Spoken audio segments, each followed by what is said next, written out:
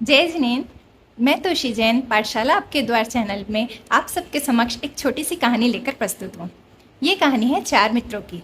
इन चार मित्रों को घूमना फिरना मौज करने का बड़ा शौक होता है और वैसे ही एक दिन ये निकल जाते हैं कहीं पार्टी करने। वहाँ बहुत पार्टी करने के बाद, वहाँ शराब वराब सब पीने के बाद अब इन्हें लगता है बस अब बहुत हो गया, अब थक गए, अब हमें निकलना चाहिए अपनी मंजिल की तरफ।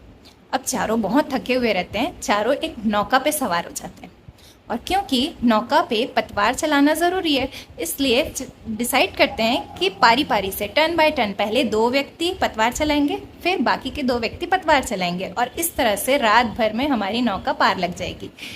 यस सोचकर ये सब तय कर कर फिर चलते हैं। वो लोग अपनी नाव में आगे बढ़ते हैं। क्योंकि बहुत थके हुए होते हैं, चारों की नींद पड़ जाती है।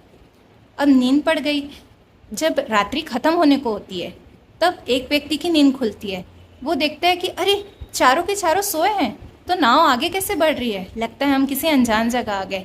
ये सोचकर वो सबको उठाता है, सबको जगाता है और चालू हो जाता है दोषारोपण कि अरे तुझे पतवार चलानी चाहिए थी ना, मैं सो गया तो क्या हुआ, तुझे तो चलाना चाहिए था, तुझे जगना चाहिए था। बस इस तरह से एक दूसरे पे आरोप लगाना चालू हो जाता है। धीरे धीरे करके दिन का उजाला आता है। जब उजाला होता है चारों देखते हैं कि हमने जहाँ से यात्रा चालू की थी हम तो वहीं हैं, यानी कि नौका आगे बढ़ी ही नहीं। तो दोस्तों क्या कारण हो सकता है कि उनकी नौका आगे ही नहीं बढ़ी? जी हाँ, क्योंकि नौका जिस एंकर से बंधी हुई थी वो एंकर उन्होंने हटाया ही नहीं था, तो नौका आगे कैसे बढ़ती?